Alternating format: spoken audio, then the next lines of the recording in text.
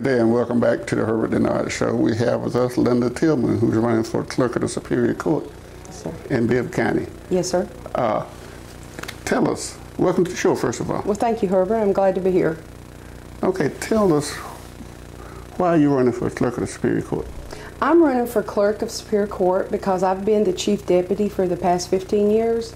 I know the office backwards and forwards. I know it from top to bottom, and you need someone like that in the office because it's a very complex and varied office that requires a lot of knowledge to run it.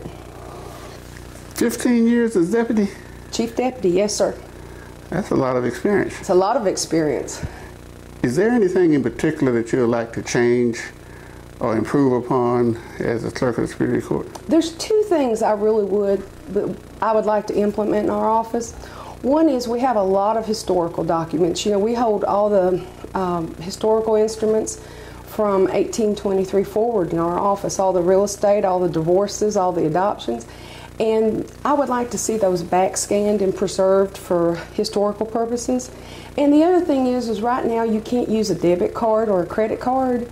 And we are working on implementing that in our office. And that's the two things I feel like would really help the community. Hey, a lot of places in the courthouse don't take credit cards, do they? No, sir, they don't. Why? I don't know. Probably because we don't have the technology to back it up yet. It's a little bit different than, you know, just your general programming.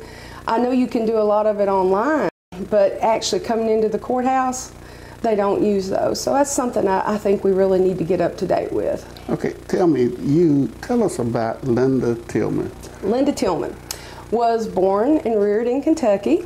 The Bluegrass State. The Bluegrass State, actually in the coal mining part. Okay. And my mom, she was a widow. My daddy died when I was 1, and we pretty much grew up in poverty. And I used to say, I wouldn't ever tell anybody about that because I was kind of ashamed of it. But then I realized that's what made me who I am today. My mom was a big proponent of education, so I was the one that got chosen to be sent to college. And I went to Western Kentucky University, graduated with a degree in journalism, and then moved to Georgia not too long after that, where I've been since 1984. So I've been here for about 27 years now, 28 years. And you married? I am married. My husband is Lee Tillman. We've been married for 23 years. We don't have any children, but we have a spoiled rotten border collie, and very happy, and just got a great husband. Okay, and that's what they call it, a send out form. Yeah. Not a send out. I can't think of the term. A shout out. Yes. What church? Currently, we go to Life Center Church. My pastors are Trey and Hope Jones, and it's a great church. Do a lot of community service, and I love that. Okay.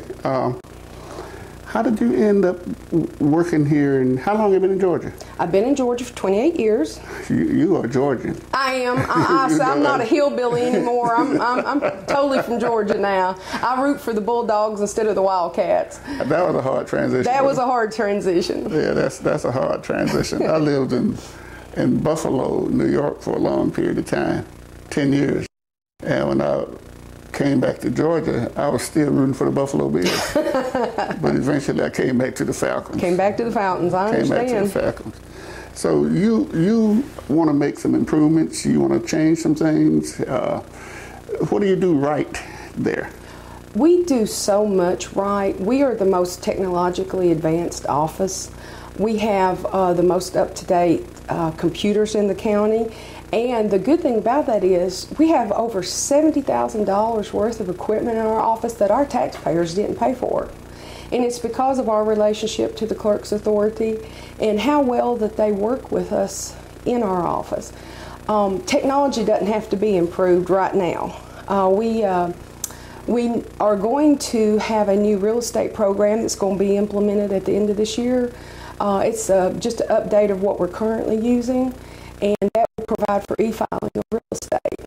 So we're in the 21st century. We have a few more little things we can improve on, but we really have a great office.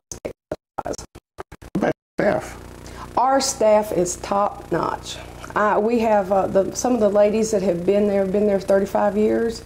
The newest employee has only been there a few months, but that's somebody left me to go back to the city. She didn't want to go, but she did for a pay raise. People always call and say, please hire me. Please hire me. I was in Walmart yesterday, and there was a young lady I met at the checkout, and she said, she saw my Linda Tillman for Clerk button, and she said, do you work in the courthouse? I want to get in there. So I gave her my card. I said, call me, and I said, if when we get an opening, I'll keep you in mind. So, people always want to work in our office because the atmosphere is so good. The women get along great. And I don't know if you've ever tried to get 25 women to get along, but in our office they do, and that's it's partly because of how I manage the office. Okay, tell us this. Tell us exactly what the clerk of the Superior Court do. Okay. As you know, I'm sure you know, the clerk is a constitutional position. It's one of the 4 officers of the county. The clerk manages the office. The clerk prepares the budget. The clerk conducts juries. But, the office as a whole, we're responsible for filing your deeds, your divorces, any civil, criminal document. If you're military discharge papers, we swear in notaries, we bring in jurors. And what a lot of people don't know, we called in over 9,000 jurors last year, and we have to process all that. It takes a lot. And we also scanned in over 1.9 million pages of documents last year. And that's all of them, real estate, civil. So our girls work. I know they say a lot of government jobs people don't work. They work. We work. Okay. Clerk of the Superior Court does all of those kinds of things. Yes, sir. And touch a lot of people's lives. Mm-hmm. We do. That's amazing. If a person, let me ask you this. Okay. Somebody asked me this the other day, and I didn't know the answer, and I didn't look it up either. But you know the answer. Okay. How much does a juror make? It's $20 for the first day, $25 for each additional day that they come in. Okay, that's not bad. It's not too bad. It's just to cover the cost of parking and food and travel. And with gas prices going up, we may have to increase that. But right now, it's $20 for the first day, $25 for each additional day. And what does you do? What does the other people working there do? How do they? When a person come in there for jury duty, what can they expect? The first thing they can expect when they come in, we have a check-in table. We ask them all the statutory questions. Are you a resident of Bibb County? Are you a U.S. citizen? Do you speak English? And then there are some excuses that we can go ahead and excuse. If you're over 70, if you homeschool, or if you take care of a child that's under 6 years of age. So we clear all the jurors, and then we go in the room, and then we follow up with them. We have a few points we need to make about parking, because you know how parking is in downtown Macon, and almost all of them are going to get a ticket the first day, so we tell them what to do once they get that ticket. And then what we do is we go downstairs and we prepare the lists, and we check with the judges to see if they have any trials. Then we line them up, take them downstairs, and the judge takes it from there. But we sit in the courtroom until they have the 12 or 14 jurors that they need. Mm-hmm. And when do they get paid? They get paid at the end of their service, because we never know when they come in on Monday how many days. This week we had jurors in Monday through Thursday, plus we had grand jury this week as well. So we had a full load this week. Grand jury lasts how long? Grand jury lasts for a period of 6 months. They come in every Tuesday, depending on the number of cases that the district attorney's office has to indict that week. So they come in once a week for 6 months. Wow. So, yeah, it's a long And so time. they get the $40 a day once a week. Well, it's $20. If they get $20. Yeah, they get it for their first day, and then they'll get $25 a day for once a week for 6 months, and then we usually pay them at the end of their service as well. Okay, we are educating the public here. Well, that's, a lot of people just don't know what the clerk's office does, and it's very important to know because we provide so many of the services that the citizen needs. Okay, so If you are elected, Yes, sir. what are you supposed to do? What would you do? Some of the things that you would do. Some of the things I would do, well, number one, There's nothing wrong if you say you're going to carry on exactly what Diane. that's what I was. No. You know, Diane and I have worked very hard, you know, to get the office where it needs to be today. When I first started, we had dummy terminals, you know, those old green screens, and so, you know, gradually we have, you know, replaced all that equipment. We have worked real hard on office morale. We have worked real hard to implement, you know, new technology, and you know, and actually we've served as the guinea pig on some statewide initiatives, so that number one is child support e-filing. We were the largest office in the state to be like a guinea pig for child support e-filing, which really helped the citizens of Bibb County. How does child support e-filing? What does that mean? What is done? Okay. What happens is, prior to e-filing, we started e-filing child support in 2005, we had to limit the child support office to 40 cases a day. That was about all we could put on manually. By e-filing, they actually put the cases on at the local child support office.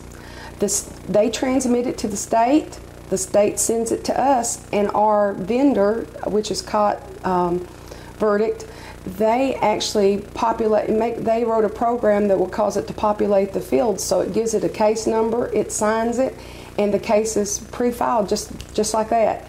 And that allowed us to go from 360 cases a year to over almost 4,000 a year, which helps more mothers and more children in Bibb County. And we've been e-filing child support since 2005. Oh, that's wonderful. It is. It's really helped a lot of people get their cases before the judge and get more mothers help for their children, which is important. That's right. We got about a couple of minutes left, but I want you to tell the public why you are running, if you choose to say it that way, or why the people should vote for you. You got about a minute to do it. Okay. Well, the people... You could look directly at, this time, look directly at that camera. The people of Bibb County should vote for me because, number one, of my experience. Number two, not only experience, but wisdom and knowledge of how to run the clerk's office. I've been there 15 years, and I help a lot of people. Many of you will recognize me once you watch Herbert's program, and you'll remember what we did for you to help you. Also, I already do the job. I'm above the curve. I'm above the learning curve. I can jump in feet first, January 1st, and we don't have to worry about how the clerk's office will be run after that. And we will continue to do everything we can to save the taxpayers' money and run a fiscally wise and sound budget for that office. And with consolidation coming up, it is so important that you have someone in office who already has the working relationships with the commissioners, the IT departments, the human resource, the finance departments. It's imperative that you put me in office so that we can continue doing what we have been doing for the last 15 years. I appreciate you stopping by. Well, thank you for having me, Herbert. It's been enjoyable. And I wish you the best. Thank you so much. Take care.